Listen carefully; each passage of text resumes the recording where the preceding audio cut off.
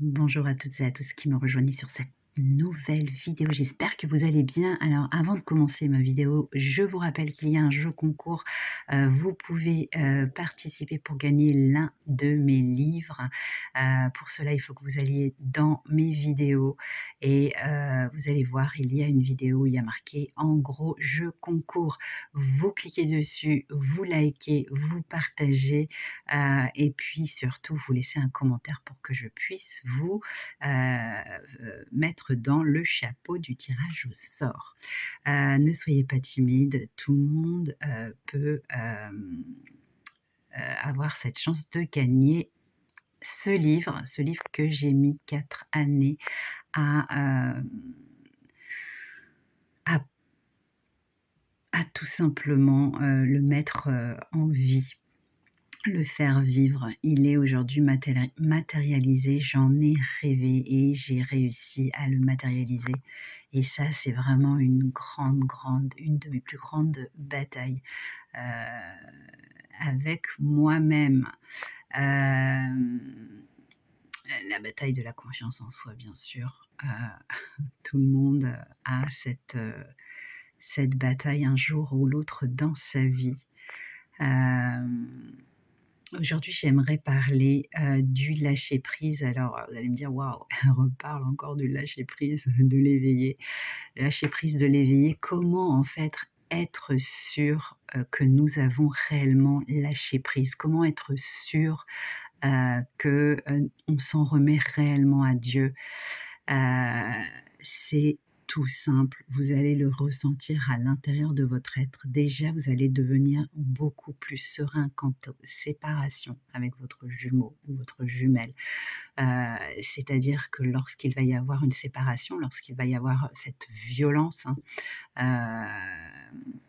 bien, si vous regardez quelques années en arrière, quelques mois en arrière, vous pouvez vous apercevoir qu'aujourd'hui, vous êtes beaucoup plus serein à accueillir cette séparation. Pas parce que vous avez oublié l'autre, pas parce que vous ne l'aimez plus, mais tout simplement parce que vous vous en remettez à Dieu.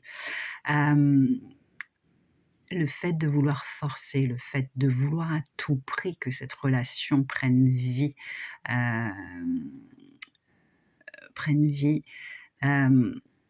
eh bien, c'est du contrôle et ce contrôle, il va falloir le l'éliminer, si je puis dire. L'éliminer, ça, c'est le plus gros job de l'éveillé. Arrêter de contrôler. Le cartésien contrôle également. Il contrôle par les manipulations. C'est une sorte de désespoir, hein. C'est les manipulations que l'on fait, ce sont des désespoirs, parce qu'on veut contrôler, parce qu'on veut, à tout prix, avoir, ce gain de cause, de la façon dont nous voulons que ce soit et pas de la façon dont Dieu veut que cela se passe. Ce contrôle, lorsque vous l'avez lâché, vous pouvez vous dire que vous avez fait un pas vers le lâcher-prise, un vrai pas vers le lâcher-prise. Heu, mais il y a aussi des actes qui vont se faire du côté cartésien, qui vont, qui ne vont plus vous déstabiliser.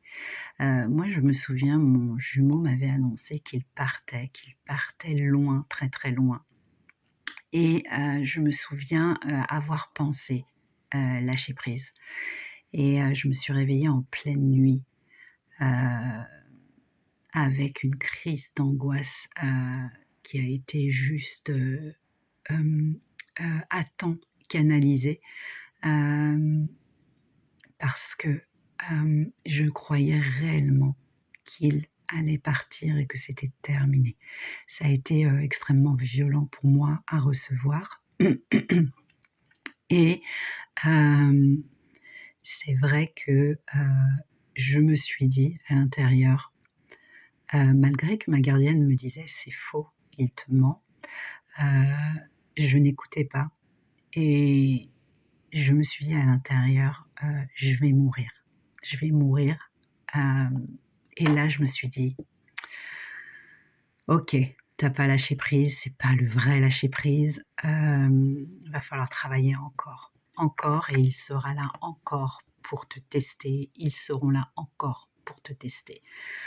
Hem, Lorsque vous avez réellement lâché prise, ces manipulations que vous fait votre jumeau, votre jumelle, ces manipulations qui sont inconscientes ou même conscientes de la part de votre flamme jumelle, heu, vous ne les aborderez plus de la même façon lorsque vous avez réellement lâché prise. Plus rien ne vous fera peur, même pas, de vous dire que vous ne vous unirez jamais avec dans cette vie en tout cas, avec votre flamme jumelle. Ça ne vous fera plus peur. C'est vraiment ça, le lâcher prise. Ce n'est pas l'abandon de votre flamme jumelle, mais c'est la peur que vous avez à l'intérieur de vous qui est complètement partie.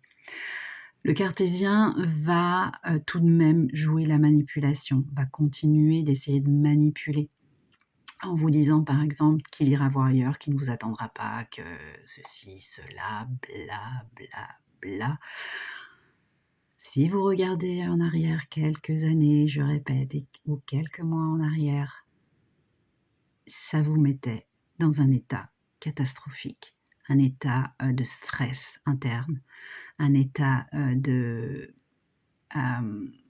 d'abandon de vous-même. On s'abandonne soi-même et ça, euh, ce sont les choses les choses qui ont été pointées du doigt pour que vous puissiez les guérir. Lorsque vous êtes arrivé à ce lâcher prise, plus rien ne vous fait peur concernant votre jumeau ou votre jumelle. Et ça, c'est le lâcher prise. Il ou elle essaiera de vous manipuler pour que vous reveniez encore et encore. Parce qu'il a ce contrôle, il veut contrôler. C'est à son tour de vouloir contrôler la relation, c'est à son tour de vouloir de travailler en fait, de travailler ses blessures. Donc il ou elle va vouloir vous contrôler et vous menacer, vous faire du chantage. Euh, c'est de toute façon dans toute relation amoureuse, il y en a toujours un à un moment donné qui se met en mode survie. C'est un mode survie réellement et va vous faire du chantage, des menaces, va vous dire qu'il ou elle va disparaître. Lorsque plus rien de tout cela ne vous touchera à l'intérieur, au plus profond de votre âme, vous avez avancé, vous avez guéri vos blessures, vous avez grandi, vous avez lâché prise. Je vous embrasse. Je vous dis à bientôt.